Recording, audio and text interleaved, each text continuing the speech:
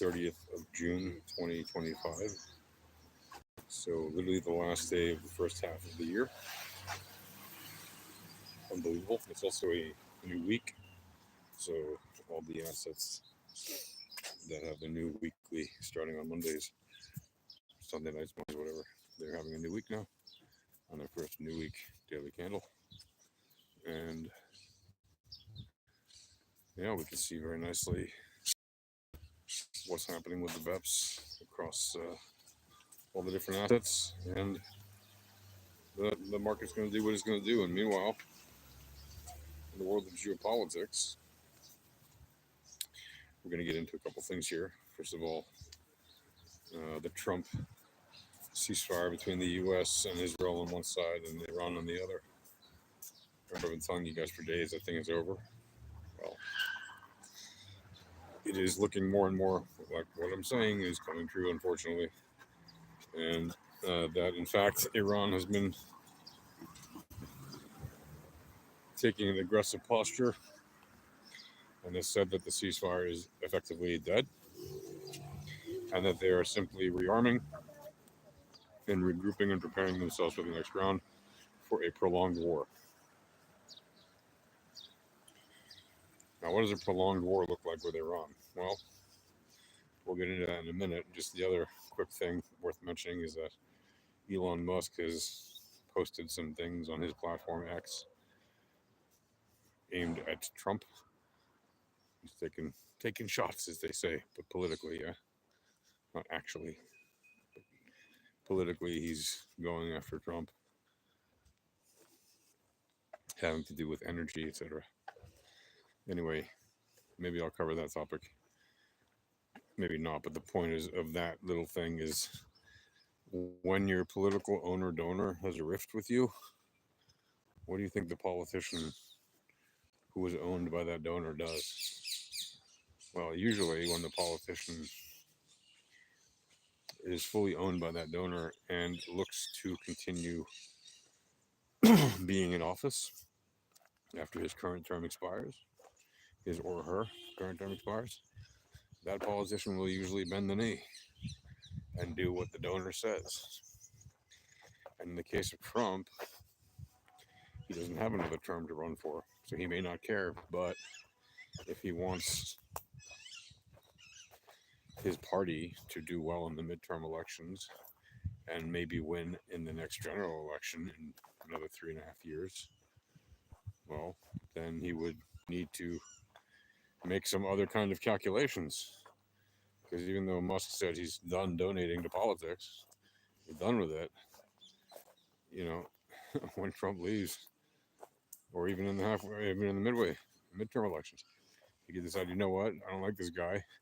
I'm going to donate to his competitors, and Trump can spend whatever he wants. I can outspend him 100 times. Right? So, if Trump may have some billions of dollars, but Musk has hundreds of billions of dollars. So, good luck outspending him. So, it really depends on whether or not Trump gives a damn about anybody in his party keeping the majority and or any kind of legacy he might want to leave, and or if he really wants to be followed by another Republican, or if he doesn't care if somebody else wins. Or maybe he'd be a Republican, but that's not a Trumpian Republican, right? We'll see.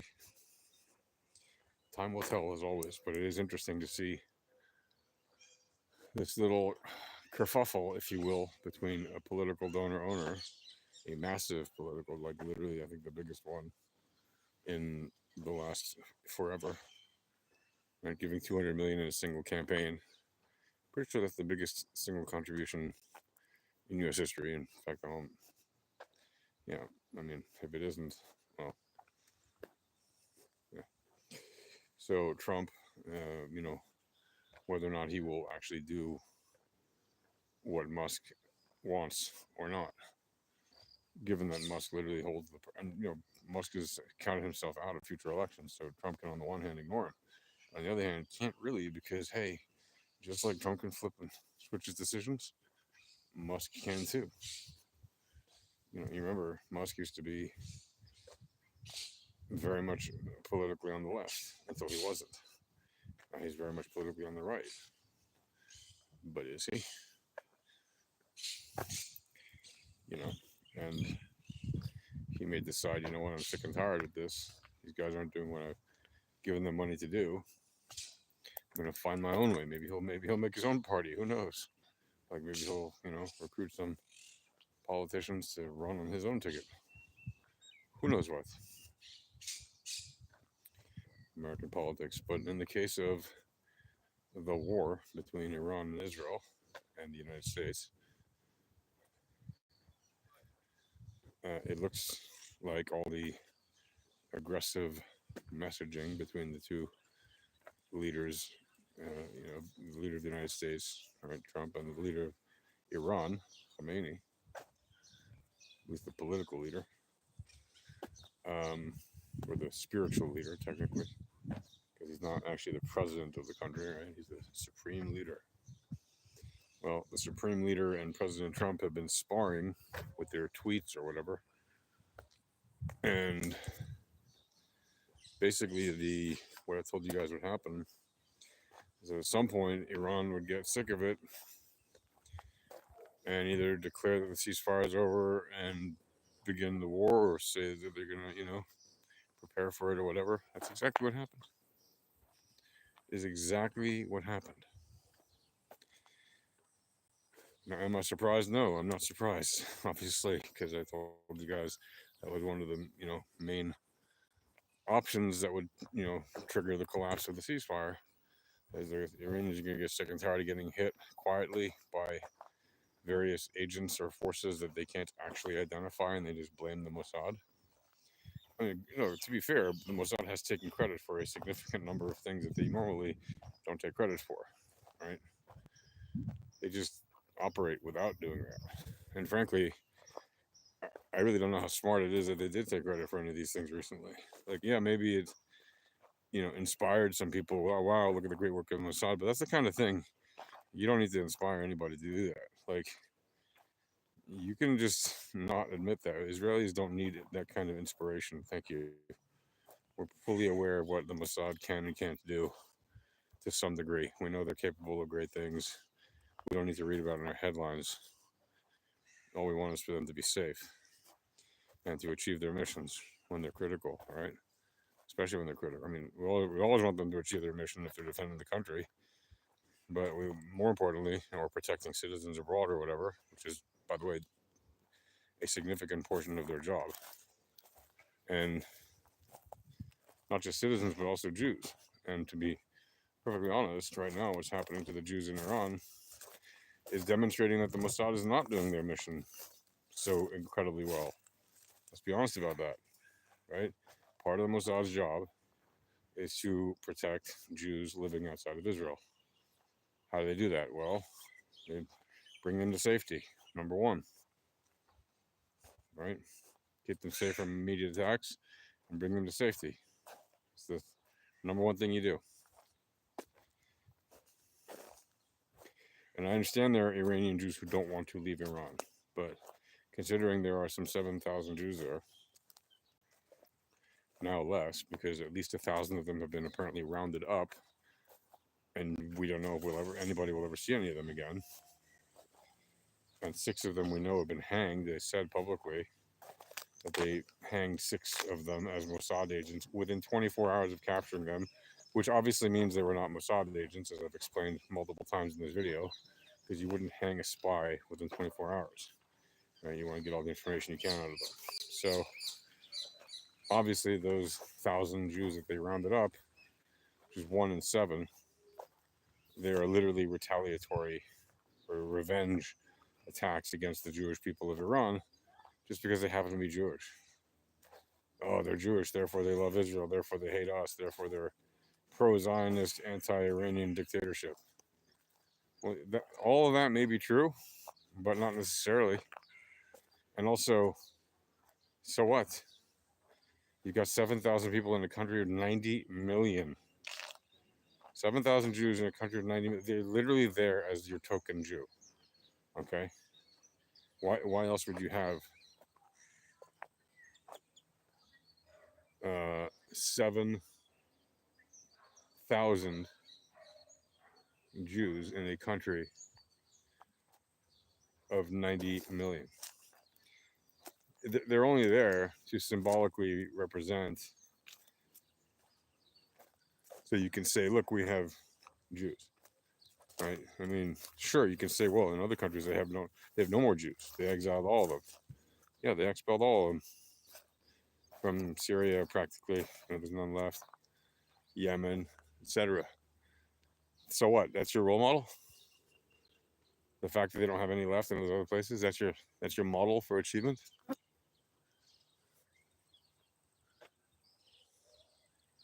Seems pretty ridiculous to me. So we got them all. By the way, those rows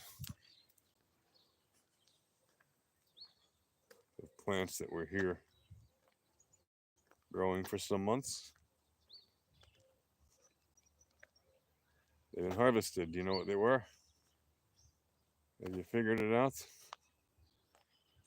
All rows of plants, almost uniform in height.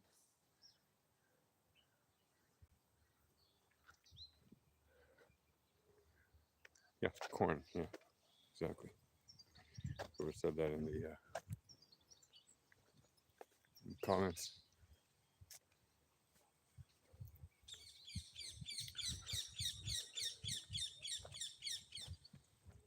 So anyway, what is happening with that war? Well, unfortunately,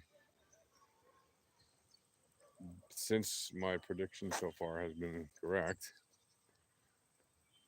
it looks like the ceasefire is over. And Iran has said the ceasefire is over, by the way. It's not like, oh, will they or won't they? No. Iran has declared that for all intents and purposes, as far as they're concerned, right, the ceasefire is over. And they're just now rearming themselves and regrouping and preparing for the next round, which they say will be a long-lasting war, a long-term war. What does a long-term war look like with a country that has between 2,000 and 3,000 missiles that it can shoot at Israel, of which a reported 60% of its missile launchers have been eliminated? They have no air defense systems that can stop the Israeli Air Force, let alone the American Air Force. They have no anti-aircraft systems that can stop or even threaten, really, and like seriously threaten the Israeli Air Force or the American Air Force. Yes, they have some pea shooters, as they call them, that in theory, if you got an extremely lucky shot, maybe you could get, you could hit a plane or something. But it would be extremely unlikely. It doesn't mean it can't happen. It doesn't mean there's zero threat. They are a threat. Absolutely. But let's not kid ourselves and pretend like Iranian air defenses right now, as they are in this current moment, are a significant threat to the Israeli Air Force, let alone the American Air Force, should it choose to re-engage.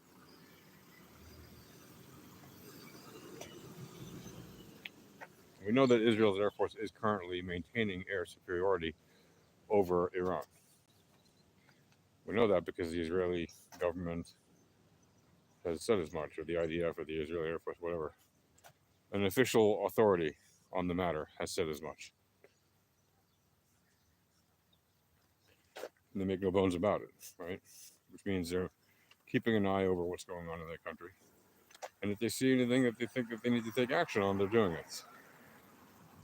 Well, what kind of action can you take from 35,000 or 50,000 or 90,000 feet up in the air? Or 500 feet in the air? What can you do when you're flying over something at really high speeds? Pretty much blow it up, right? Okay, well, what does that mean? That means no ceasefire. I mean, it means if Israel takes a direct action against something, blows up some kind of launcher or whatever, they'll be fighting again. The government of Iran is is not just going to accept a bunch of their missile launchers getting decimated, even though they probably don't have much choice in the matter. But if they start shooting missiles at Israel, Israel is definitely going to retaliate and take out those launchers. There's no question about that. Right? They're going to see every single place where there was a missile fired from, and they're going to go there, and they're going to bomb the living daylights out of it, so that missile launcher is no longer useful. And stockpile of weapons hopefully gets destroyed, but even if not, that stockpile is useless as long as it's there next to that unusable missile launcher. Right?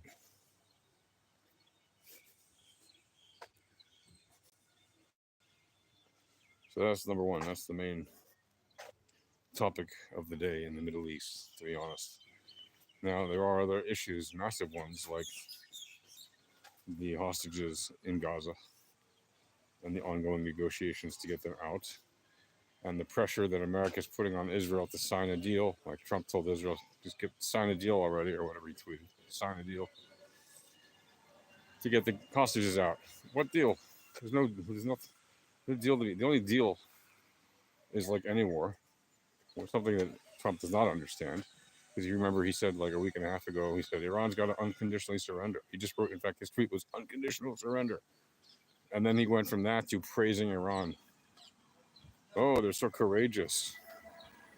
After he dropped 14 bombs on them or whatever, and then allowed them to attack a U.S. airbase, even though they called it in advance to let him know and all that, because they literally wanted a safe phasing gesture. I mean, like, how pathetic,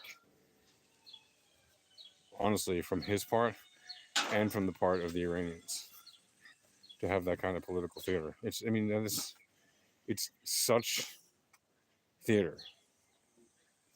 You want to call that statecraft? No, that's political theater. I mean, honestly, America flies in on a road cleared by Israel, and then so that Trump can take credit for everything, even though he didn't do anything. He just ordered the bomber pilots to go do their job, and they did a remarkable job. But they did a remarkable job partly because the way was paved for them. Let's not kid ourselves. The way was paved for them, and paid for them by Israeli pilots and intelligence and all that. That's not to discredit the American pilots at all. Not at all. They did a remarkable job. They absolutely did. But I'm just saying, the way it was paid for them. Hey, buddy. Hello, little buddy. How you doing?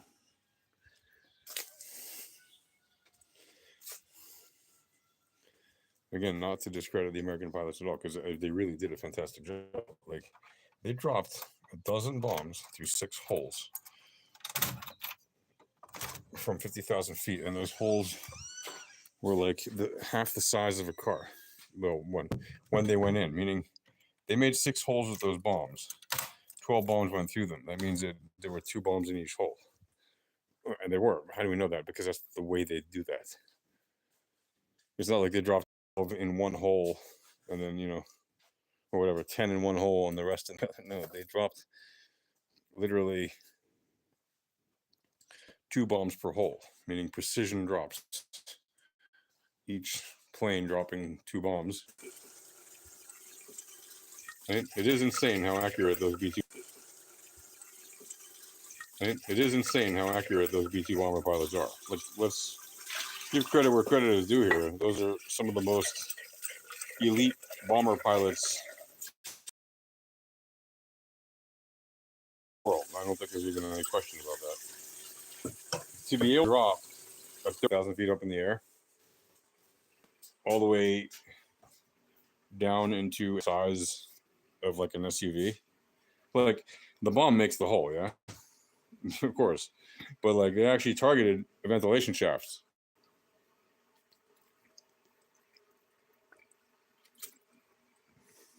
Now you got to think to yourself, on one hand, well, hang on a second, why do they target ventilation shafts if those things are supposed to go through the ground? Wouldn't targeting ventilation shafts mean that they overshot their targets by going all the way through the ventilation shaft without any resistance and then just flying through the floor of the actual target, and then going below that target, and then blowing up way below the target.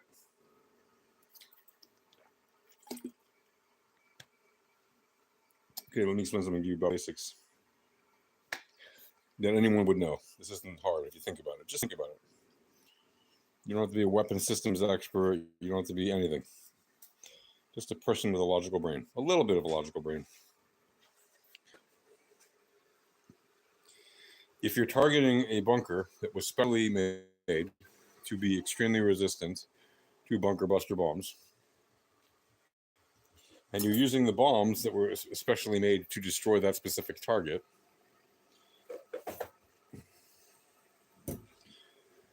and you know that the entire base was made with a certain kind of concrete, and you realize what overshooting the target would do, and you realize what undershooting the target would do, physics, and you have years and years to prepare for this, and you do prepare for it, and you go on practice runs, and you do tests and simulations, and you've made 50 bombs for the total arsenal stock to take out these kind of targets. Plus, you've made whoever knows however many they've made. In theory, they've only made 50, but is that 50 for the actual use, or does that include the ones they did in testing? Because they've done tests with these things. Maybe they made 100 and tested 50 of them already, so the remaining 50 would all work perfectly well. We don't know. We know is they say they made 50, but it doesn't mean anything. So the question is, what do you do?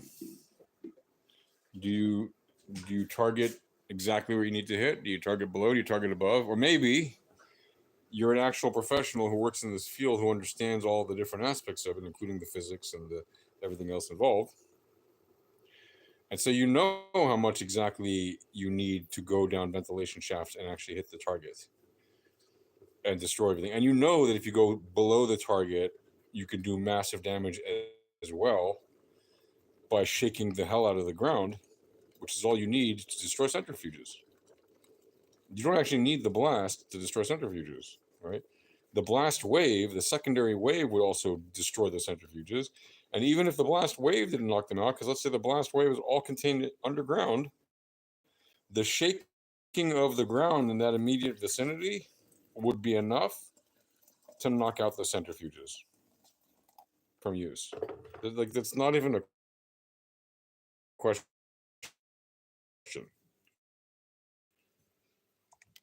You need to understand that if you want to understand how this kind of kinetic stuff works. It just dropped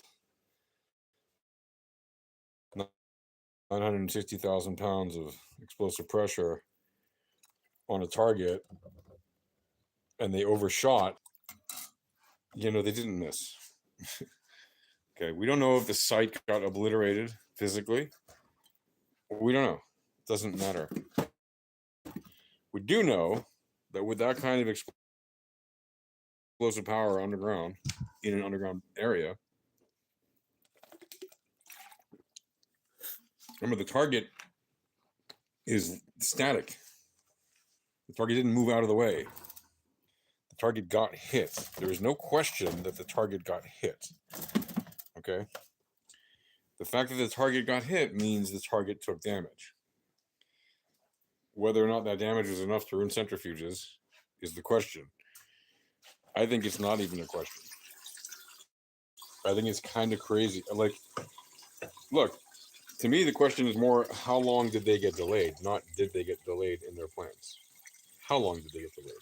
Because and I've said they're going to double time their efforts to make nukes. And by the way, since this whole thing has gone down, Iran, which used to pretend that they didn't want to make nuclear weapons,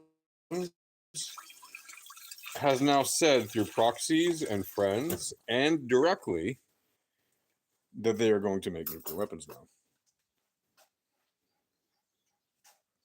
I'm sorry, what? seems like major news that barely anybody even covered.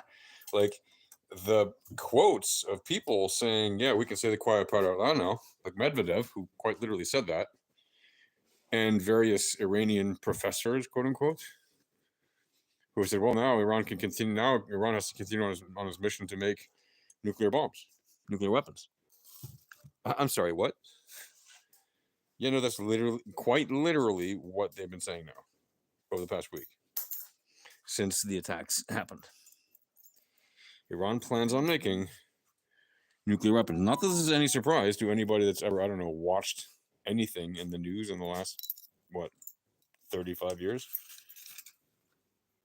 Since Iran was first suspected, even before that, but really, they said very early on during the dictatorship that they wanted to make nuclear weapons, that they wanted to destroy Israel, which implied nuclear weapons. Because how would they possibly destroy Israel being more than 1,000 miles away or whatever?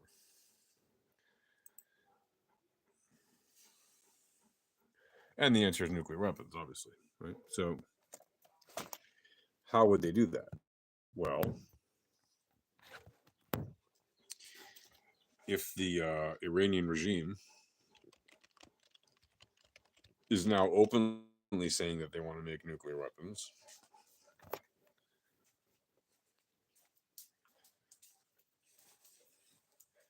do you see what the problem is here, folks?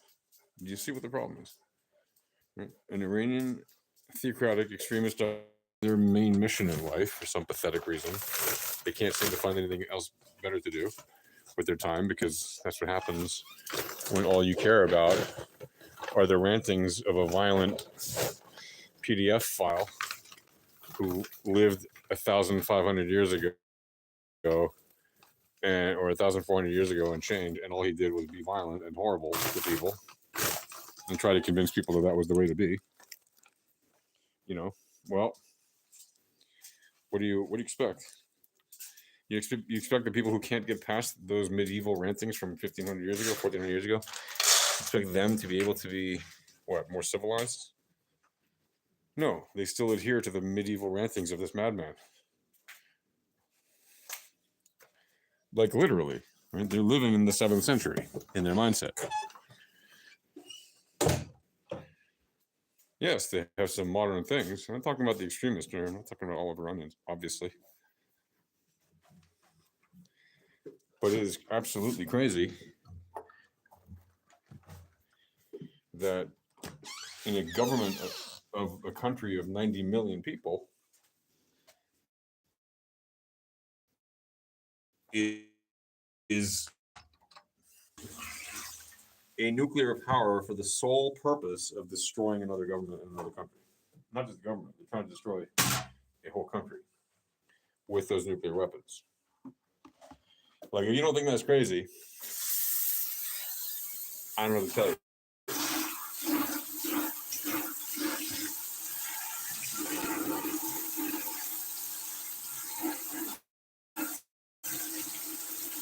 Right, that's some mad stuff. Now, those of you are going to say, what kind of nonsense production value is this? You're talking about geopolitics. There's a sound of water everywhere. Yeah. Okay, busy. I'm still giving you my time. So if you like this, go ahead and like and follow or subscribe or whatever. Please. Thank you.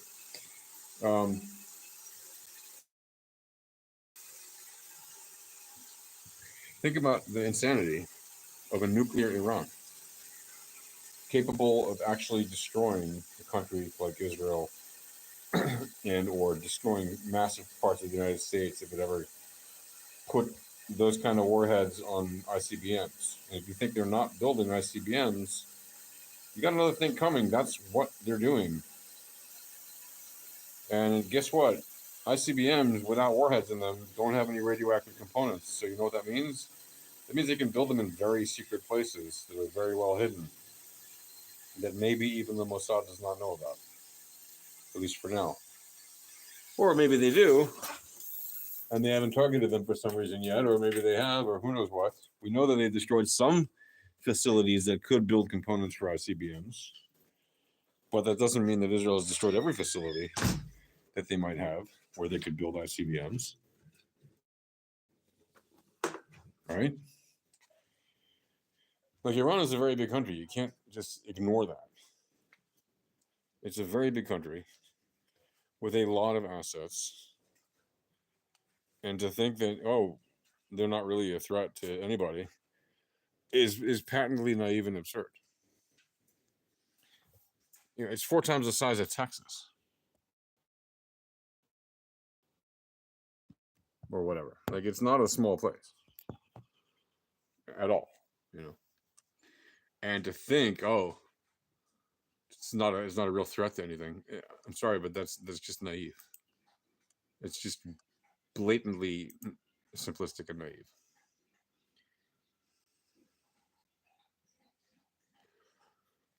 So, do I think that this is all going to end up in World War III and the world's about to be destroyed? No, I don't actually think that. Iran isn't that powerful, but they are a threat to the national security, for example, of Israel, and to the national security of the United States, and they want to be a threat in the immediate future to both of those countries.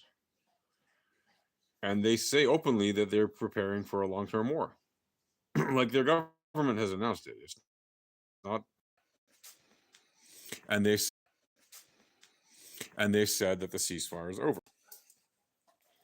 So what does that mean? Well, that means that you have to be prepared for that, as Israel, as the United States. And anybody who says, "Oh, they're not really a threat to the United States," sorry, but you're kidding yourself. If you think Iran's not a threat to the United States, when they're openly saying they want to destroy the United States, openly, and people are saying, "Oh, they're just saying that," but who's actually dropping bombs? Listen, when somebody says, "I'm going to kill you," and you take defensive measures against it, and they don't just say it, they've actually attacked you, they've actually killed your citizens, hundreds of them, in fact, well over thousands of them over the decades, right?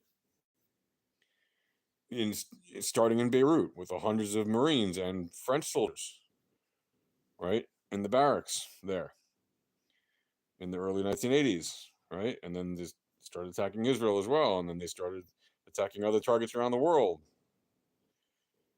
There's so many targets in history that have been done by Iran. It's unbelievable, either directly or through their proxies, and all the way up to today. And you're going to tell me that they're not a threat to the United States? Who are you trying to kid? Who are you trying to kid? Yourself, obviously, because that's the only person who could get fooled by such nonsense if you actually believe it. Yes, I know there are a lot of useful idiots on the planet who probably believe, and not probably, who will definitely believe that Iran is not the threat. There are, unfortunately, far too many people who believe that nonsense. But it's a fact. Iran is a threat to the West. Yes, it starts with Israel, but it does not end with Israel. As the old saying goes, first they come for the Saturday people, and then they come for the Sunday people. And who's doing the attack? A bunch of extremists who are Friday people. Which is not to say that all Friday people are crazy extremists. They're not. That's why I call these people extremists, because they are in the extreme. They are the fringe of that religion, but they are a fringe that has about 20 to 30% popularity within their own country of about 90 million people. So you're talking 18 to 27 million people.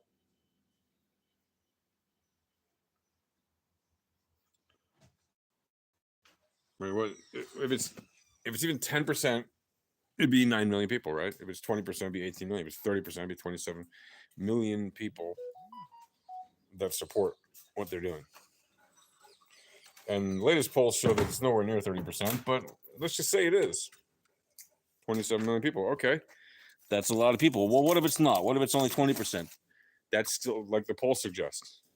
They say 80% reject the government. Well, that means theoretically 20% don't reject the government, maybe even support it. They don't necessarily all actively support it. So what if it's just half of the 20% of it, the 18 million people? That's half a number. Still talking about 9 million people who are extremists. in their beliefs in one country with ambitions and resources to build a nuclear weapon and an ICBM to go on top of it, but to shoot it, I mean, to a target like the United States. And by the way, they would shoot at European targets too. So if you're in Europe and you think, oh, what do I care? Fuck Israel, fuck the United States. First of all, there's an idiotic view because any kind of radiation from a nuclear explosion is going to spread. And if you're in Europe, you should know that what happened when the nuclear reactor in Ukraine melted down 40 something years ago, if you remember that event, if you're not too young, or if you've learned history, even if you are young, then you would know that what happened in Ukraine when it was part of the Soviet Union poisoned many places. The radioactive cloud spread over much of Europe and caused a lot of problems. It wasn't just like, oh, a bad rain cloud one day. No, it was a radioactive cloud. It was very bad for the environment. And definitely people got sick from it far and wide, not just in the immediate area where it happened.